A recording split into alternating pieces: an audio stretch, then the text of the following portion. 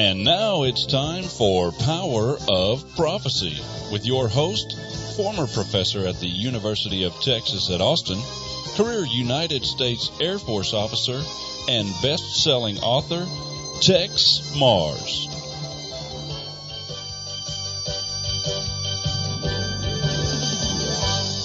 Hello, friends. This is Texe MARRS, and welcome to another edition of Power of Prophecy. Well, today we're going to be looking at a man, a very special man. He's special because, well, Freemasons know his name, and most of them know of his book. Many of them have read his book. He was former Sovereign Grand Commander of Freemasonry. He has a statue of him, a memorial statue, on the Judicial Square inside Washington, D.C. It's a very prominent statue, and it's been there since, I believe, 1891. And, recently, statues of many famous persons have been defaced. They've had the Black Lives Matter group and all these racial groups, and, of course, they're claiming that the Confederate war statues are racist. Now, I've got my own ideas about this. I've never been a fan of either the Yankees, the Northern administration, or the Southern group.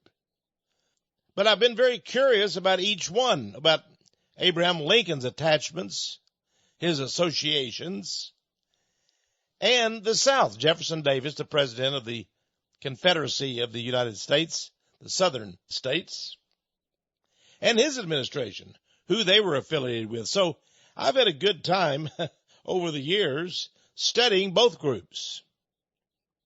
And I find that the history books are simply inaccurate, incomplete. Albert Pike has to do with the Confederacy. He was a Confederate war general, in fact.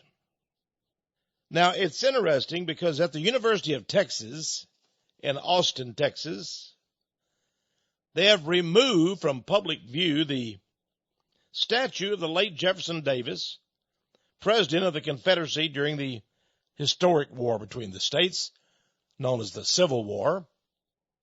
Now, when I was for 5 years at the University of Texas, I'd often go to lunch, and myself or me and a friend would walk to a little street called Guadalupe on the edge of University of Texas, and we'd get us a hot dog or a hamburger, sit down and chat. But we'd always go back and forth. We'd always see the statue of Jefferson Davis facing us every day right there at the University of Texas. Students walked back and forth, didn't think a thing about it. But suddenly the whole nation is in an uproar. We've got to get rid of these statues. We've got to get rid of all vestiges of the Confederacy.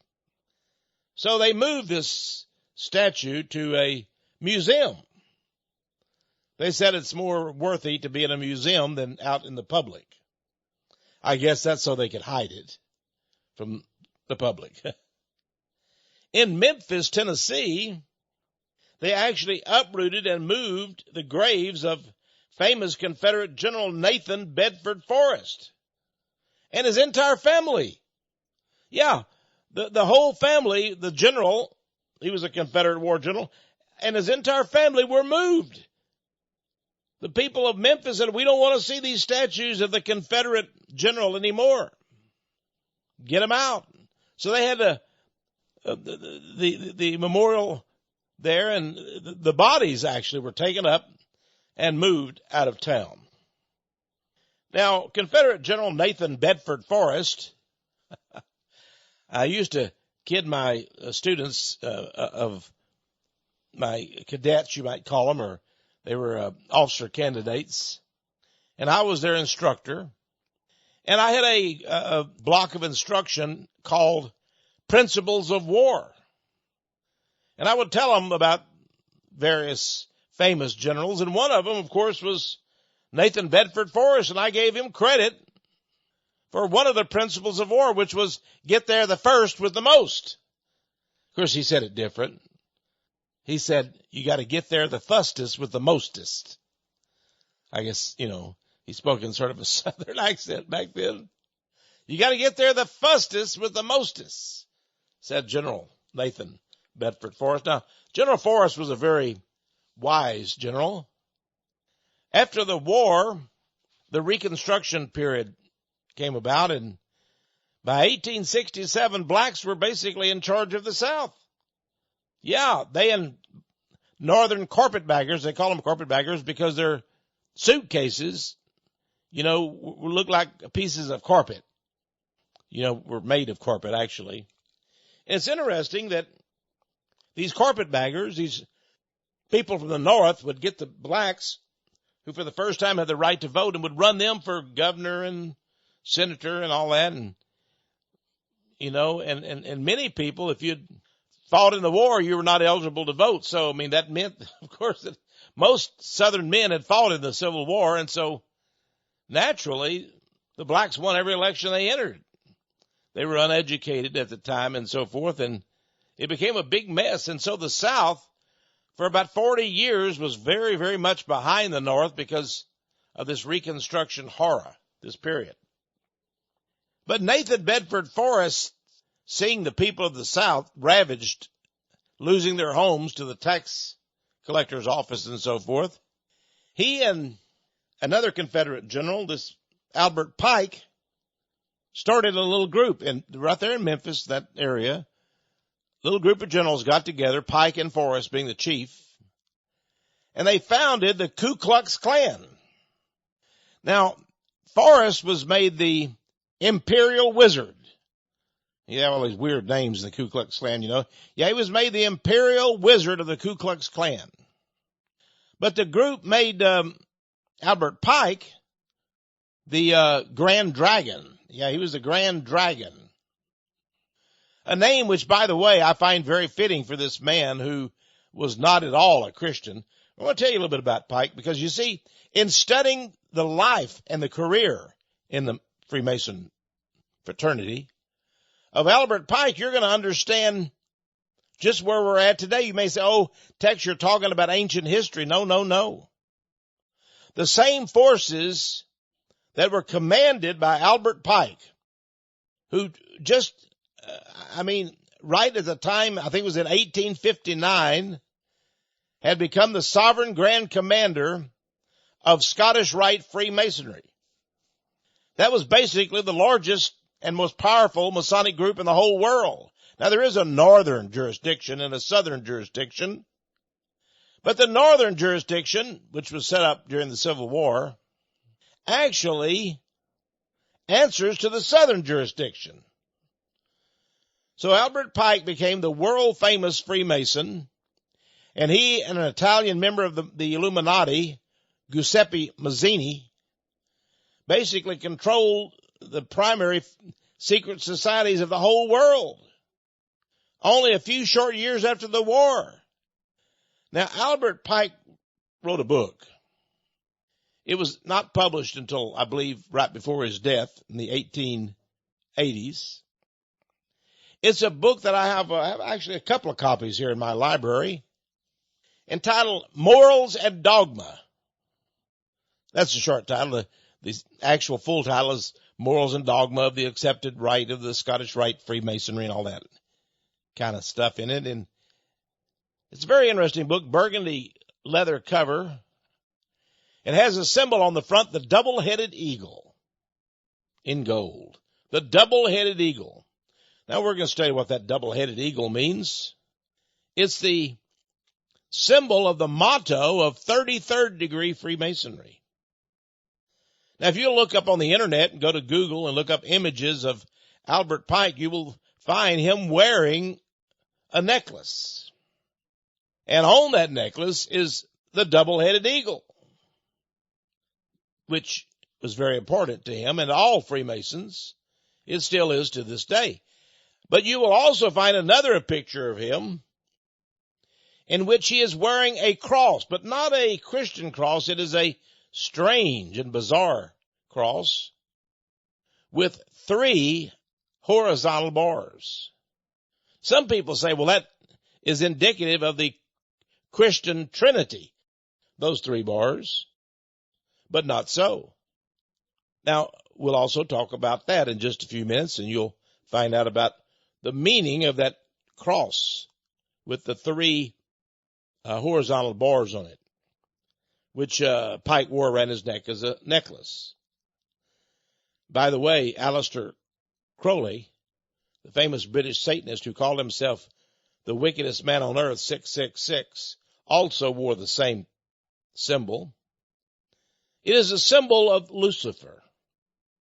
Now, it's interesting that Lucifer is one of the main stars, you might say, of Albert Pike's book, Morals and Dogma. Now, in Morals and Dogma, and by the way, it's a very complex, sophisticated book, Pike, it's not original. He took out all the knowledge of a number of pagan mystery religion books that were in print at that time, and he sort of collected them all together, sort of a compendium of the mystery religions and paganism.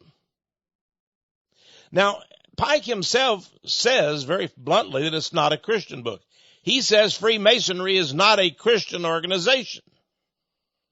Now, in 1861, a Mason who was a member of the Scottish Rite fraternity was challenged because people said at the time, you're not a Christian group. The Freemasons are a pagan group. Well, this particular Freemason was very high up in one of the churches, and he got together with a number of other clergymen who also were Freemasons, and they put out a statement. They said, we are a Christian organization based on Christian principles. And unfortunately for these gentlemen, Albert Pike came out then with his own statement. And of course, he was the sovereign grand commander of all Freemasonry. People would listen to him. He was the boss of the group. Here's what he said. He said the Scottish Rite, Freemasonry, has no pretensions to being Christian. Oh. If it had a Christian basis, Pike wrote, how did it chance that most of those who had possession of it in this country from 1763 to 1800 were Hebrews? In other words, Jews. Now let me read that again. He's saying it's not a Christian group at all. It's not a Christian religion. If it were, why then did most of those in the Masonic Lodge, especially those who had high up positions, from 1763 when it was founded in the Americas until 1800 were Jews? They were Jews. Now it was in 1763 that a man named Stephen Morin came from France. He stopped off in the Caribbean, but he then came to the United States, and he began to set up lodges of the Scottish Rite.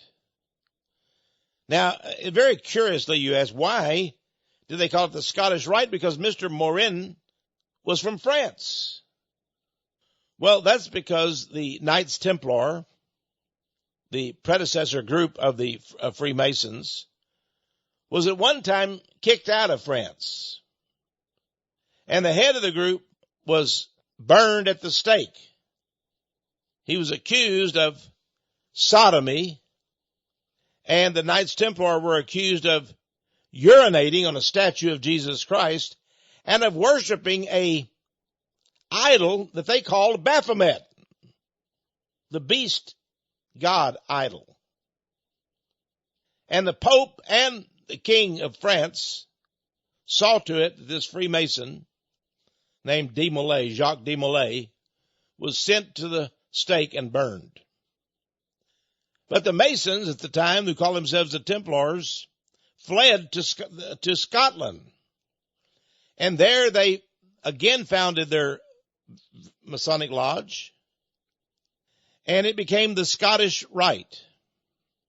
Now, somebody wrote to me back recently, and they said, you know, Texe, you say the Scottish Rite is the most important, lodge in the world.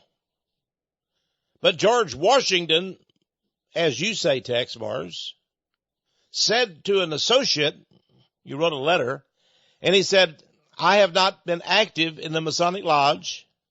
I have only visited a lodge once in 30 years. Did you, Texe MARRS, lie about George Washington? Well,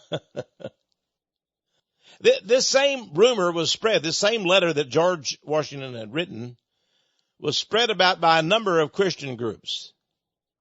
And they said, you see, the founding father of our country, George Washington, was a Mason, but he didn't know anything about the lodge. In fact, he had only been to a lodge visiting once in 30 years. Well, this just shows the ignorance of these people. Let me explain this to you.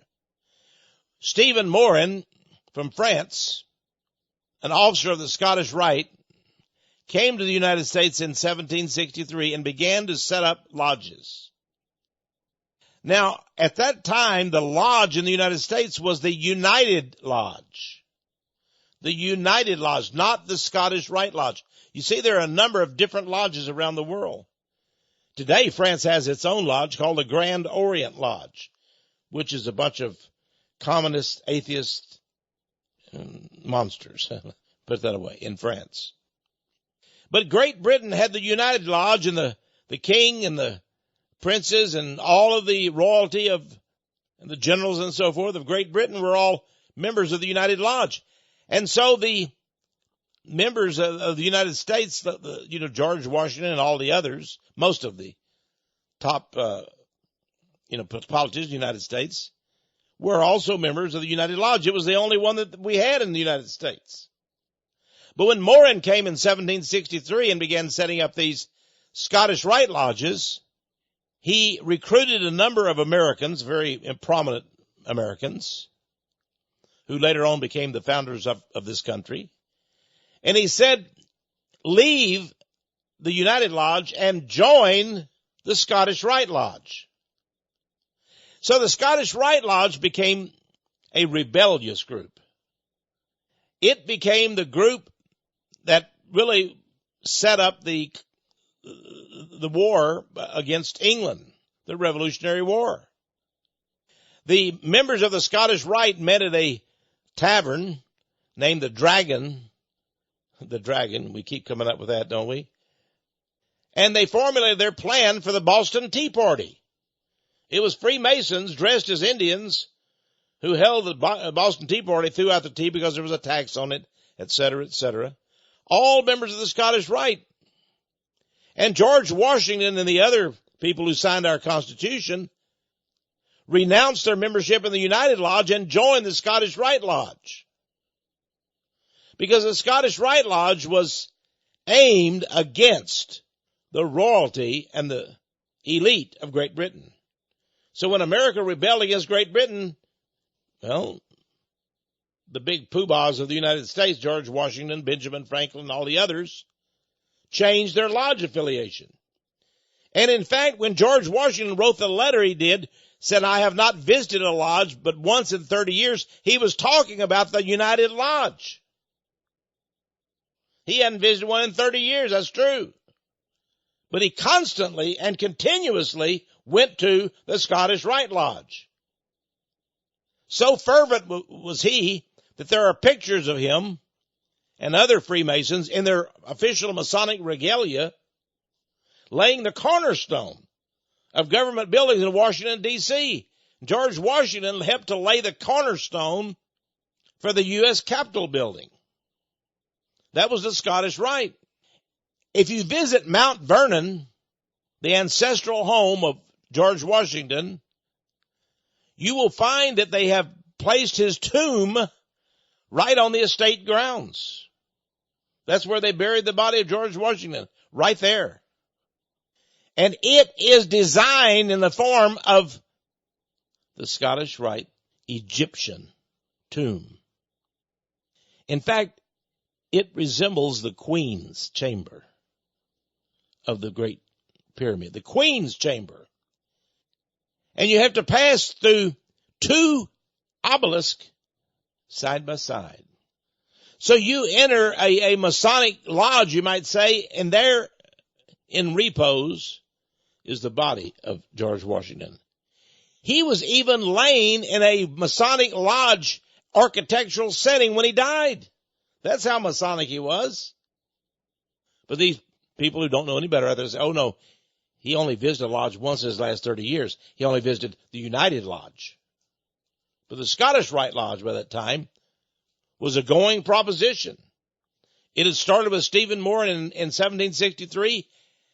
And, of course, by the time that Albert Pike in 1859 was made the Sovereign Grand Commander, it was the only one. There is no United Lodge in the United States anymore. There's only the Scottish Rite Lodge. At its peak, the Scottish Rite Lodge had up to 6 million members in America.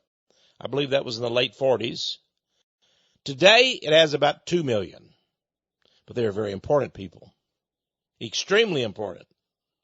Among them are senators, congressmen, federal judges, and so forth. So the fact is that Pike exposed that this lodge at first was really, the true leaders of it were Jews. Morin, in fact, was a Jew. The first Secretary of the Treasury had a Jewish mother. That's Alexander Hamilton. Look at him. You see him on your, what bill is it? I forget now. I think he's on the nickel, isn't he? A coin. I think that's it, the nickel. Yeah. Alexander Hamilton, a Jew. Most people don't know that, of course. So this is a Jewish organization, but it is deceived and now has hundreds of thousands of members who are Gentiles. In fact, among churches were its greatest fans, you might say.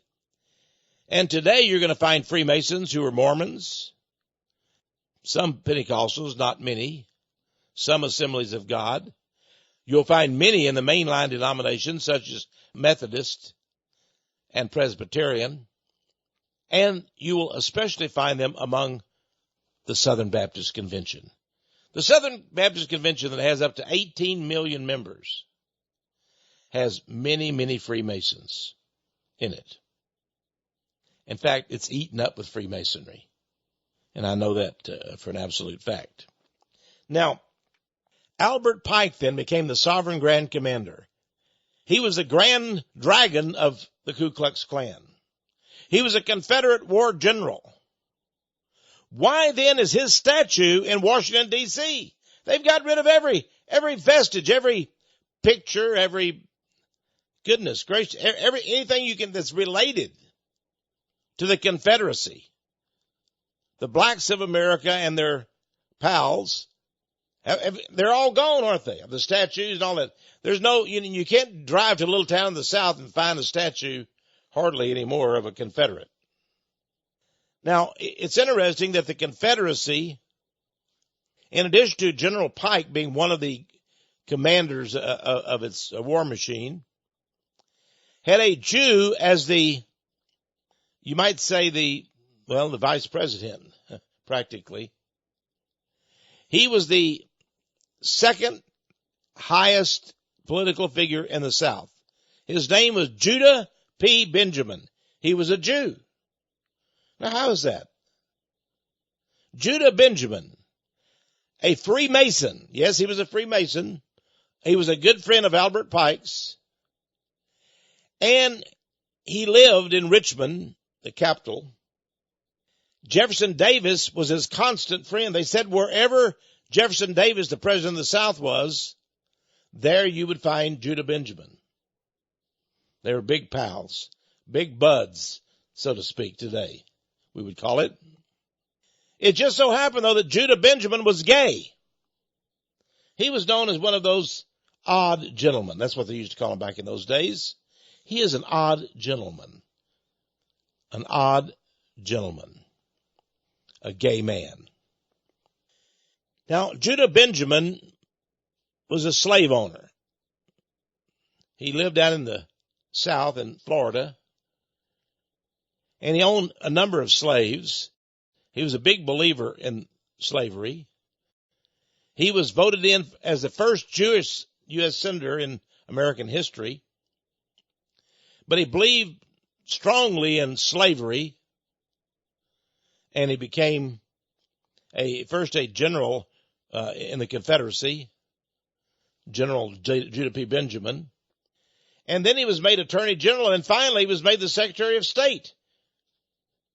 And as Secretary of State, he was responsible for equipping and buying supplies and uniforms for the Southern troops, and responsible for financing. He was the sort of the Secretary Treasurer. Very interesting to put a Jew in charge of the money, isn't it? And with that responsibility, Judah Benjamin was very much working with Rothschild factions to help finance the South. Yes, Rothschild helped finance the South. Of course, Rothschild was going to get his licks out of it when he was going to control the National Bank in the South after the South won. So Judah Benjamin was a very powerful man in the South, a Jewish gay man, the second highest ranking in the Confederacy. And it's interesting that this Benjamin character was also in charge of the spy operation. You know, we have the CIA today. Well, they had a spying operation down south, and it was very famous for many of its accomplishments. I mean, he led this whole team of spies. I'm talking about Judah Benjamin. And isn't that interesting? We have today the Jewish Mossad of Israel, the Mossad, a very treacherous group, a very, by deception we do business or something like that. And he was a very deceitful man, and he had these spies. Now, Albert Pike, a high-level Freemason, was made a Confederate general, of course. And what did he do during the war? Well, Pike was made the head of the Indians. Isn't that strange? He was head of the Choctaws, of the Creek Indians and others, the Sioux Indians. And he put these formations of Indians together, and he gave them money. That's how he did it. He had plenty of money to give them, and gold. And he would bring out wagons full of liquor and a bunch of, prostitutes to the Indian tribes and recruit the Indians. Isn't that weird? He said, I got plenty of money for you, and we got liquor, and we got women. So come on and join the South. He was in charge of the Indian teams. He put them together and formed them as Masonic lodges, the Indians. And they fought against the North in the war. But what he did with those Indians, what they did to good Americans, is a disgrace. And it got Pike in a lot of trouble. Now we're going to talk more about Pike on the other side. I want to mention to you that Pike, of course, is he's the Grand Master of all Grand Masters of Freemasonry. His book is still honored today in Freemasonry. His statue still stands. Yes, a Confederate war general, founder of the Ku Klux Klan. It stands in Washington, D.C., and no one dares to say a word about it. There's much more about Pike, including his satanic paganism. And what he did base the free lodges of Freemasonry on. If it wasn't based on Christianity, what is this secret society called Freemasonry? What is its basis? What is its foundation? We'll talk about that in just a moment when we return right here on Power of Prophecy.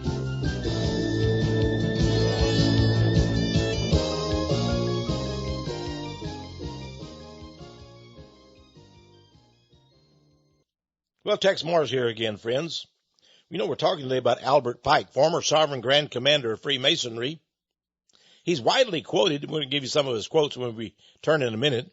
You'll see why I call him a Satanist, a Luciferian.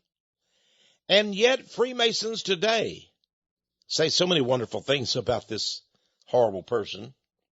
Now, one man knew about Pike, a man that I was pleased to know. His name, Reginald Hope Jr. Reginald Hope Jr. Reggie Hope, H-A-U-P-T Jr. Reggie Hope is a lawyer from Savannah, Georgia. He wrote a book, and boy, did he get in a lot of trouble for that. You know, Savannah, Georgia is a center of Masonic activity. And there he was as an attorney writing this book, The Gods of the Lodge. Now you may say, the gods of the lodge, well, who is their God? What God do they have?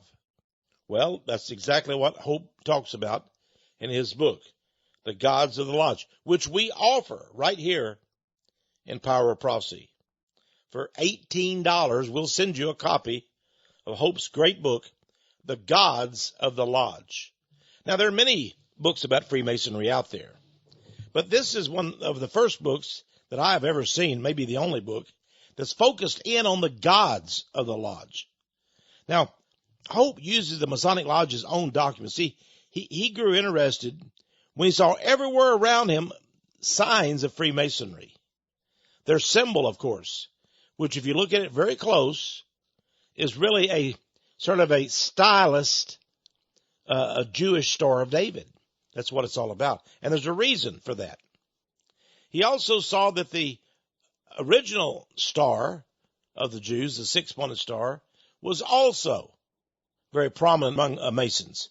And he went to the Masonic Lodge's own documents to prove that Freemasonry is not just based on a pagan religion, but they actually worship the gods of these pagan religions. In fact, it's a Luciferian secret society. Mr. Hope was shocked about this Luciferian situation. And he realized that Baptist pastors, Methodist pastors, Presbyterians, and mayors and senators all were members of the lodge, and they all recognized each other by various things that they said and by their handshakes. But he also noticed that in the rituals, yes, he studied the rituals up to the 33rd degree of the lodge, and he realized they were, in fact, worshiping the ancient Egyptian gods and goddesses, the Babylonian deities. Could this be true? Was the lodge, in fact, a mystery Babylon religion? Is that why Albert Pike said this is not a Christian religion? Did you know, dear friends, that Hope discovered that the name of Jesus is never mentioned in all the rituals of Freemasonry? 33 rituals. They have all these, hoop-de-doo, ceremonies you have to go through, but no one ever talks about Jesus Christ.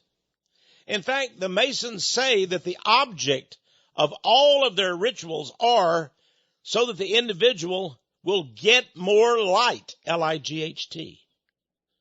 Get more light. Where does that light come from?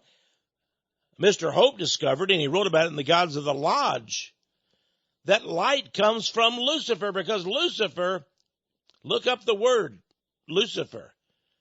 You'll find that it means basically the light. See, Lucifer lied. He said, I'm the angel of the morning.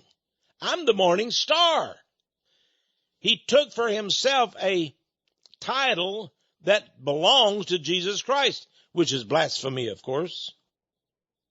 And in the Masonic initiations, the Mason candidate searches and seeks after more light. And in so doing, he worships these hideous gods and goddesses. And by the way, there are females involved in the lodge. It seems to be a male fraternity, but the G above many of the altars and many of the symbols in Freemasonry, you'll find a G. When you ask the Freemason, he will probably tell you. He will tell you, of course, he can't say much. It is a secret society. But he will say, oh, the G, that stands for God. But later, in the third degree, they tell him that G stands for geometry or numbers. And later he realizes it stands for gnosis, because Freemasonry is a Gnostic religion, Gnosis, the religion of knowing. Not having faith, but supposedly knowing. So all of these things in Gods of the Law, just $18. Please add $5 shipping and handling. A total of $23. As for Gods of the Lodge. Gods of the Lodge. And I think you'll enjoy this book. It's about 208 pages. It won't take you forever to read it, but you'll enjoy reading it because it's the first to really explain all of the gods and goddesses of the Masonic Lodge. You know, the Mason will tell you, no, we don't worship other gods. Oh, no, ours is not a religious group. Yeah, that's what many Masons tell me. Freemasonry is not a religious group. It's not a religion. Well, I already knew that. Because Freemasonry says we are not a religion, we are religion. Do you get the difference? If you're a religion, you're a sect. They call Freemasons derisively, scornfully call Christianity a sect. You are a sectarian, I have been accused of. But the Mason says we are not a sectarian, we are, however, religious. Oh, then you must worship a God.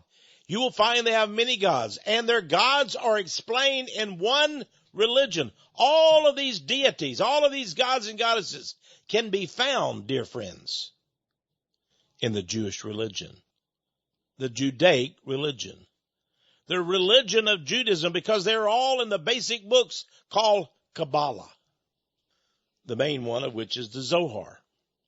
You can buy a copy of the Zohar at a bookstore. You can order it on Amazon. You probably won't understand much about it.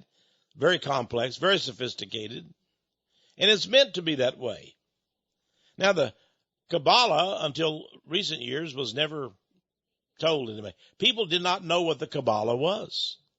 They thought that the Jews were simply believers in the Old Testament. But no, oh no. The Jews have their Talmud, which is their book of 613 laws and commentary, and they have the Kabbalah.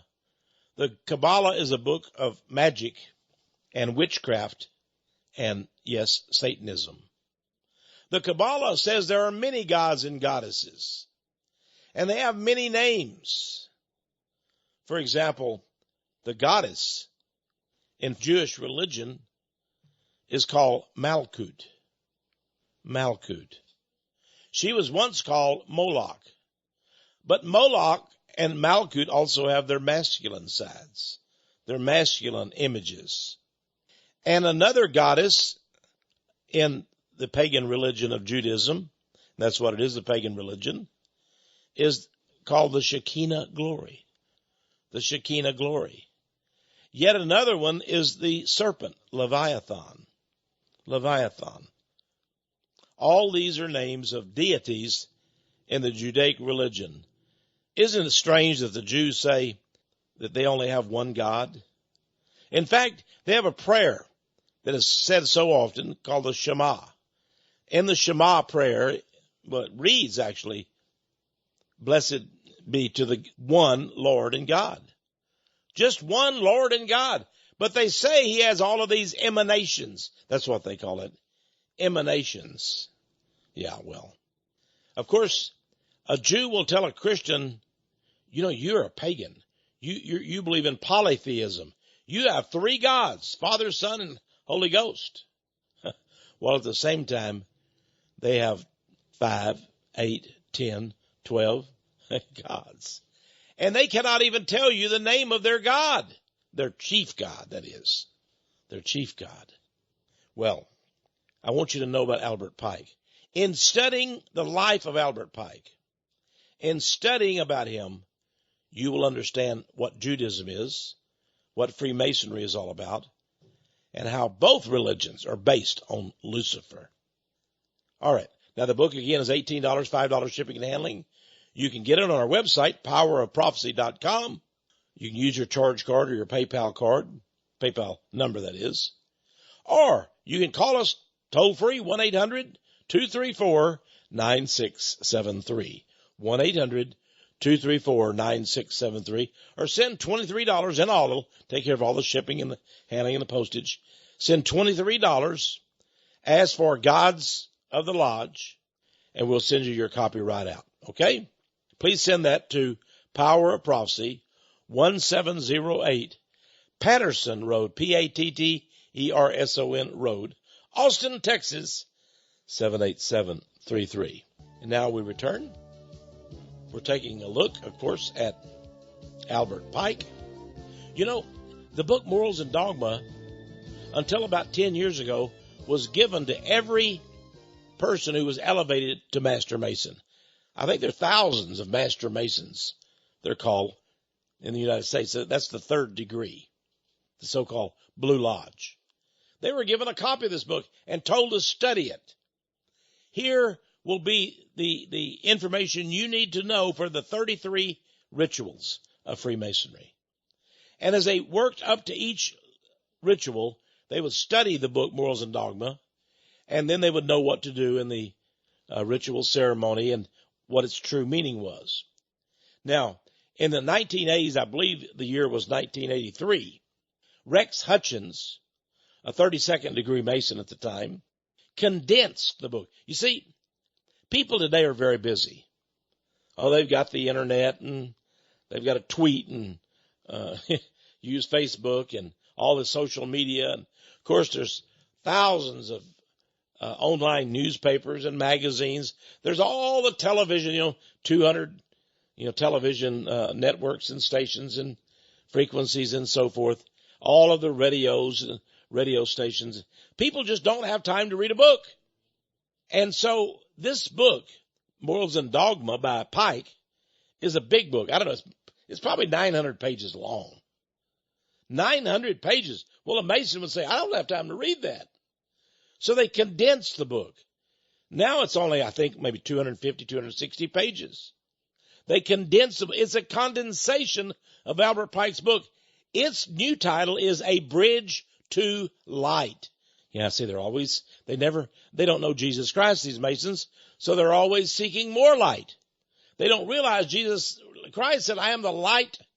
I am the way. He's the light that should be sought. But of course, they're seeking Luciferian light. Now, does the third degree Mason know that? They get a peek of it. But as they move up the rituals, they know more and more. And by the 32nd degree, oh yes, they know the name of their God. They even worship the Ouroboros serpent, the one biting his own tail. Yeah. That's the Judaic serpent called Leviathan or Ouroboros. That's the one they worship. Also in the 32nd degree, they're told that the trinities of ancient Egyptian gods and goddesses and of ancient Hindu gods and goddesses are the same that they're worshiping in Freemasonry today. So those are their gods. Now, let's just look more at Albert Pike. Imagine, how is it that a statue of a Confederate war general, a founder of the Ku Klux Klan, sits in Washington, D.C. today? Why don't the black congressmen do something about that? Hey, Jesse Jackson, you're needed again. Hey, Herman Cain, Republican, you're needed again. How about the NAACP? Why don't they do something? Why don't they remove that statue of Albert Pike right there on Judiciary Square in Washington, D.C.? But that's not all. Let me tell you something else. Exactly 13 blocks from the White House. Everything is done in gematria, the Jewish magical numbers, you see. Exactly 13 blocks from the White House on very valuable real estate has been built a Masonic temple. In fact, it's called the House of the Temple, run by the Masonic Lodge. Now, you can visit the House of the Temple. They have guided tours, but don't expect to go in every room. But go into the sanctuary. Yes, they have a sanctuary. They have a black granite altar. And on the wall behind, look at the golden serpents. On each side behind the altar are golden serpents. Those are the serpents that are worshipped in Freemasonry. The serpents. Now, I've been to various Masonic lodges and other buildings, and I've noticed that in all of them you will find somewhere a serpent painted on a painting or on a wall or in a symbol. There's always the serpent. And that's sort of interesting, isn't it? Now, why shouldn't Pike be adored and honored in Washington, D.C.? Well, because he was a Confederate war general. I thought they were getting rid of all those statues. He's a founder of the Ku Klux Klan. How can the blacks allow that? Why don't the NAACP march? Why don't they take a rope and a pickup and take down that statue? The same way that we had our Iraqi friends take down the statue of Saddam Hussein. Bring it crashing down. Isn't that interesting? It's still there. Now, I have a picture in this month's newsletter, the feature article of which is Why is Albert Pike Honored and Untouchable? And you'll see the statue there. There's Albert Pike standing in all his vainglory. And beneath him on the steps of the monument is a statue of a woman. And she has in her hands a pennant or a flag, you might say, which is the double-headed eagle. And she's looking downward. Why is she looking downward? Isn't that into hell? This is Athena, the great goddess of wisdom. Yes, according to the Freemasons, it's Athena that represents Albert Pike. And she's holding up the banner of the double-headed eagle. What is the double-headed eagle? It's Satan and his boast in Isaiah 14, which says, I shall be like the Most High. I shall.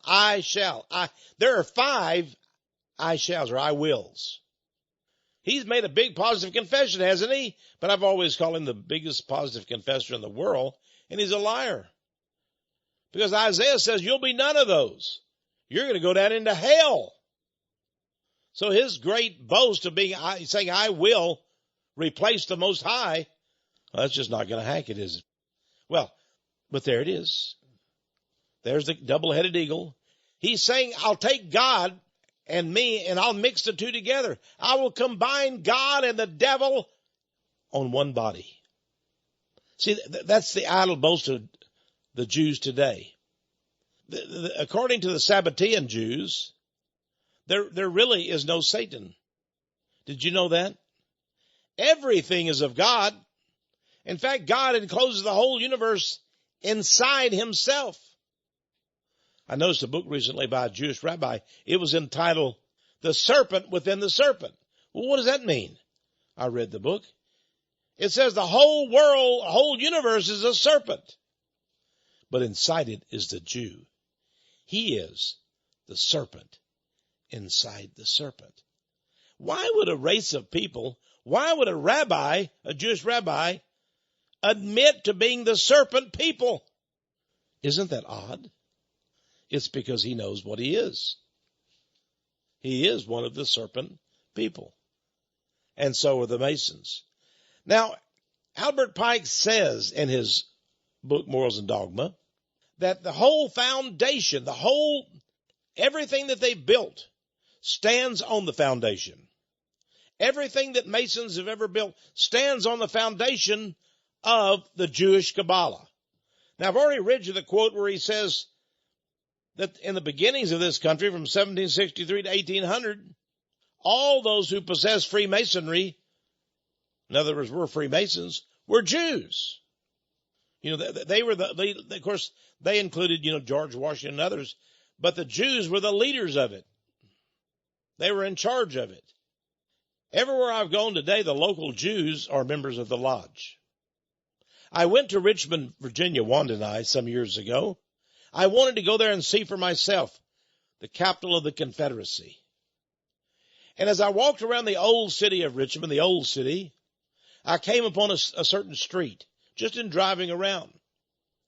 And there on that street, that strange street, was a great Masonic temple. That's what it said. The Masonic Temple of Virginia. It was right there. It was huge. Had a big bronze plaque on it telling you what it is. And then I looked, and at the end of that street was a great Jewish synagogue. Boy, was it big. Was it huge. And I traveled down to the synagogue and I studied it. It was a magnificent old building. It said this synagogue was built in, I think it was like, 1830 or 1840 or something. And then it all clicked with me. Ah, yes. To go to the Masonic temple, the members of the synagogue just walked down the street. And they could walk back and forth between their great temple and the great Jewish synagogue. It was on the same street. These two magnificent buildings.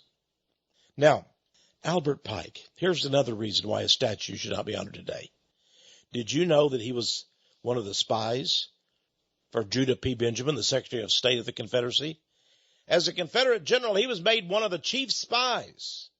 And he set up a ring of spies, among whom was a man named John Wilkes Booth.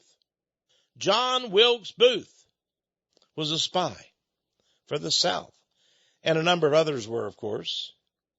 It was John Wilkes Booth, of course, who assassinated Abraham Lincoln. And it just so happens that although they've tried to cover it up all of these years, the Lodge has, in fact, Albert Pike was one of the assassins. He planned it. He planned the conspiracy. And immediately after John Wilkes killed Abraham Lincoln, Albert Pike fled.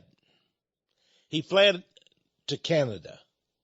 And there, I believe it was in Montreal, at the Masonic Lodge, he was shielded. He was hidden from the U.S. government. Now think about that, friends. Albert Pike, Civil War general, Confederate general, that is, Sovereign Grand Commander of Freemasonry, was one of the men who were part of the conspiracy to kill President Abraham Lincoln. Now, he was actually wanted, and a arrest warrant had been made out.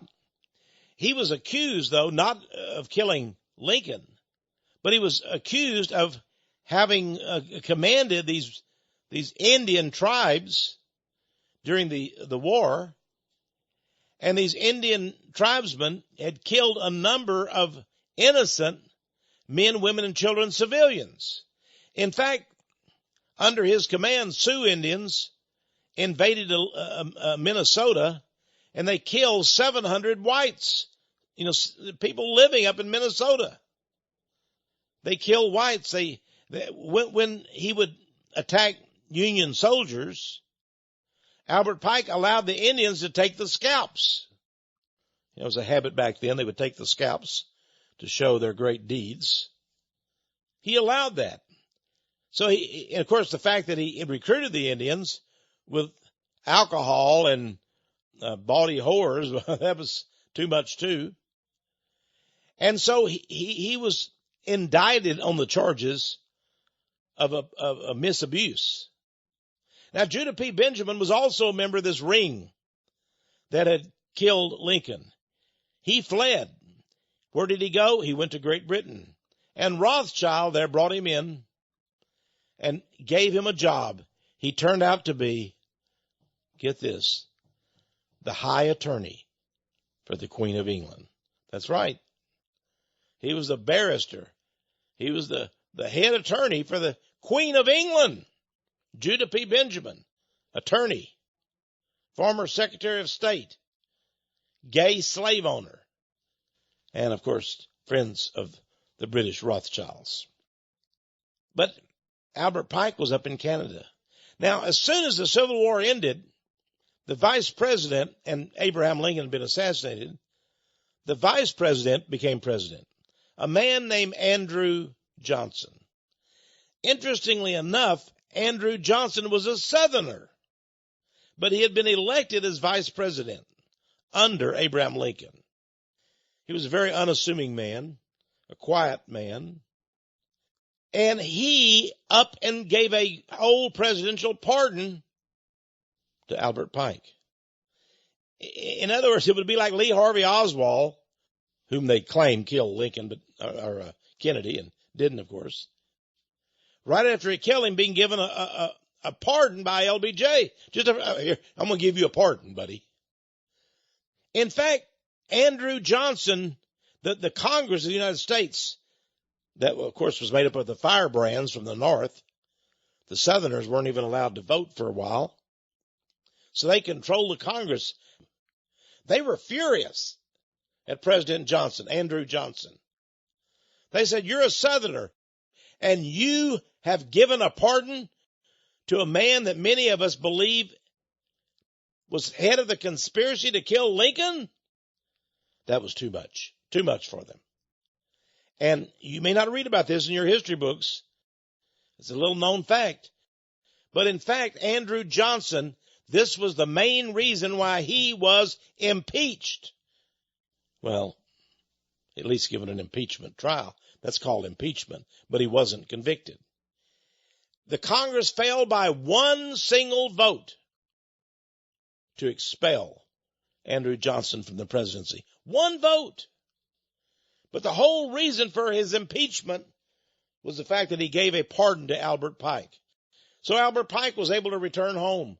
He went back to Arkansas.